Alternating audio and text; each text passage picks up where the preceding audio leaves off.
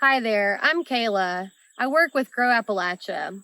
We're a program of Berea College, and today I'm going to be showing you all how to install drip irrigation from a municipal hydrant into your header line, down the drip tape, and into the end plug. Our targeted audience is for small-scale growers, backyard growers, or farmers who are working in high tunnels or in fields. Hi, I'm Chris McKenzie with Grow Appalachia, and I want to talk to you a little bit about the benefits of drip irrigation. So drip irrigation is a system for efficiently watering your garden and crops. So this system is going to deliver water directly to the root systems where it's needed. It's not going to water weeds, and it's going to keep your leaves on your crops dry so that it prevents disease.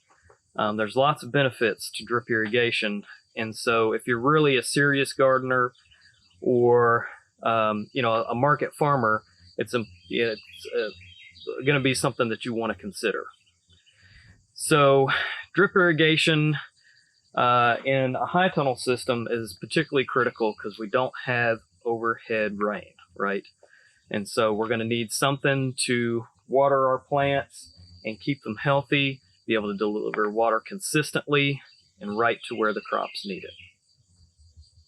So whenever you're undertaking a project like this, it's going to be important to A, think about safety, and B, look into your local regulations. So in terms of safety, it's going to be important that if you're digging out any at all, for example, if you're burying a water line or something like that, you're going to want to call 811 before you dig, and just make sure there's no underground utilities that you might not be aware of. Now, in terms of regulations, we've talked a little bit about this vacuum breaker, and so that's one of the things that a county or a city might require. So you want to look into those. It may be necessary for you to get a licensed plumber to install certain aspects of this system.